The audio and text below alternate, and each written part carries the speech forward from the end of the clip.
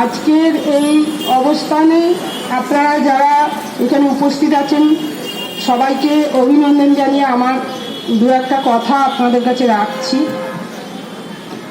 আপনারা জানেন যে এই মুহূর্তে দিল্লির রাজপথে কৃষকরা জড়ো হয়েছেন এবং লক্ষ লক্ষ কৃষক সহ এবং মহিলা কৃষক সহ বিশাল জমায়েতের মধ্যে দিয়ে তারা তাদের আন্দোলন করছে এবং তারা তাদের জিহাদ ঘোষণা করে দিয়েছে যে এই কৃষি বিল যে পাস হয়েছে তার 3টে আইন তারা যদি তুলে না নেওয়া পর্যন্ত তারা এই আন্দোলন চালাবে এবং সে এক ভয়ঙ্কর তাদের সিদ্ধান্ত।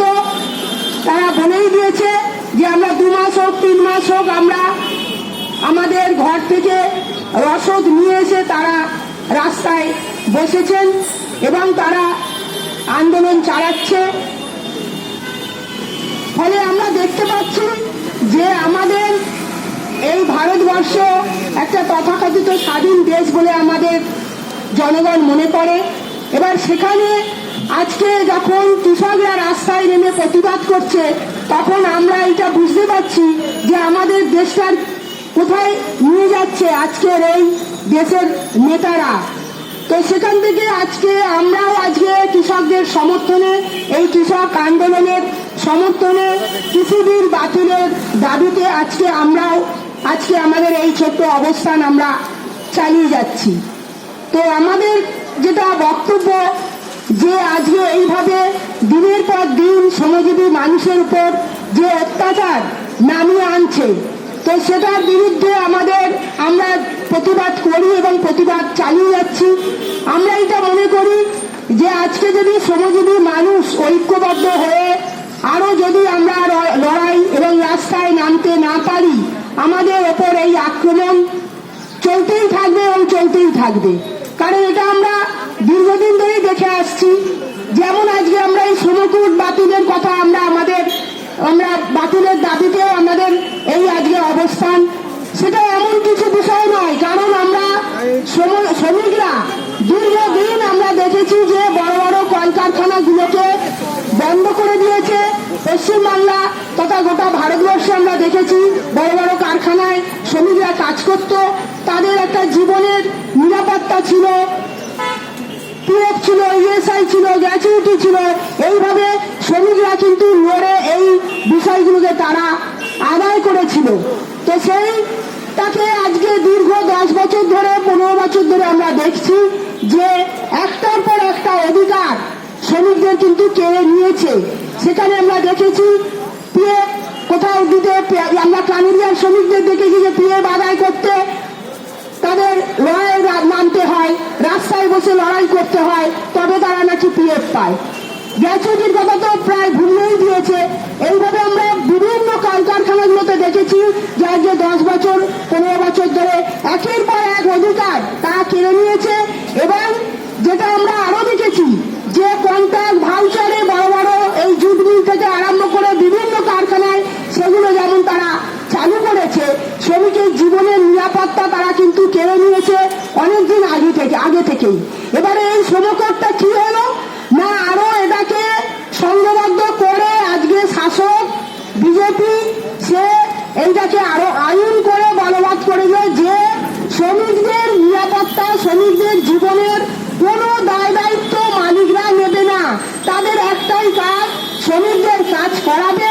যেদিন মনে হবে তাকে আর কাজ করাবো না, সেটা তার মনের উপর সবকিছু নির্ভর করবে, সে তাকে ছুঁড়ে ফেলে দেবে। এটাই হলো আজকের মালিক শ্রেণীর একটা নতুন কার্যকলাপ। এটা নতুন বললে ভুল হবে, দীর্ঘদিন ধরে চালিয়ে আসছে।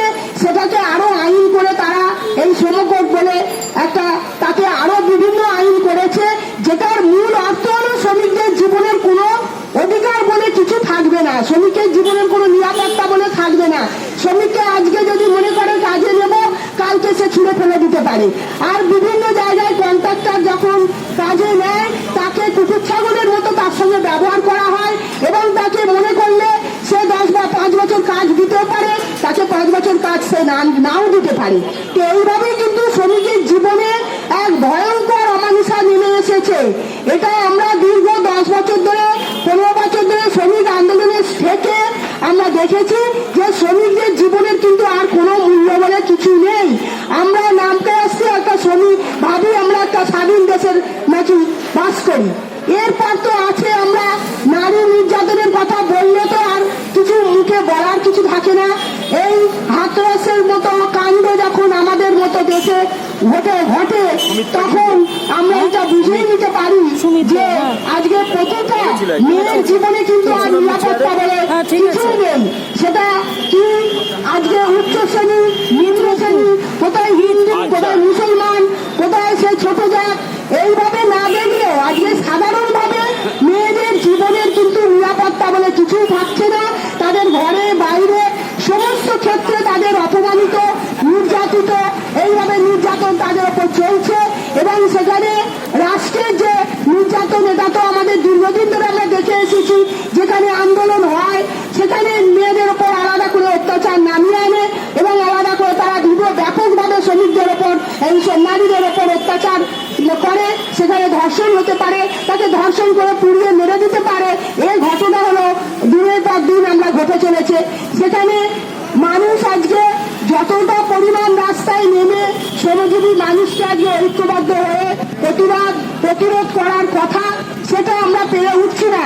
যদিও আজকে এই কৃষকরা রাস্তায় নেমে যেভাবে প্রতিবাদ করছে একে আমরা সমর্থন করছি এবং আমরা মনে করি যে আগামী দিনে সে নারী নির্যাতন হোক, এই শ্রমকোড বাতিলের দাবিতে হোক, শ্রমিকদের যেভাবে অধিকারগুলো একে একে কেড়ে নিচ্ছে এবং হিন্দু মুসলমান ভেদাভেদ যেভাবে নিয়ে আসছে, এইভাবে আজকে যদি দেশ এইভাবে চলতে থাকে সেখানে কিন্তু শ্রমজীবী মানুষকে আজকে একবারে মানে কি বলবো না, রাস্তায় নেমে তাদের প্রতিবাদ করা ছাড়া কিন্তু আজকে বিকল্প কিন্তু কোনো রাস্তা নেই। এছাড়া আমরা এই লকডাউন পিরিয়ডে আমরা দেখেছি যে আজকে দায়িত্ব দেয়নি নেই বিজেপি সরকার।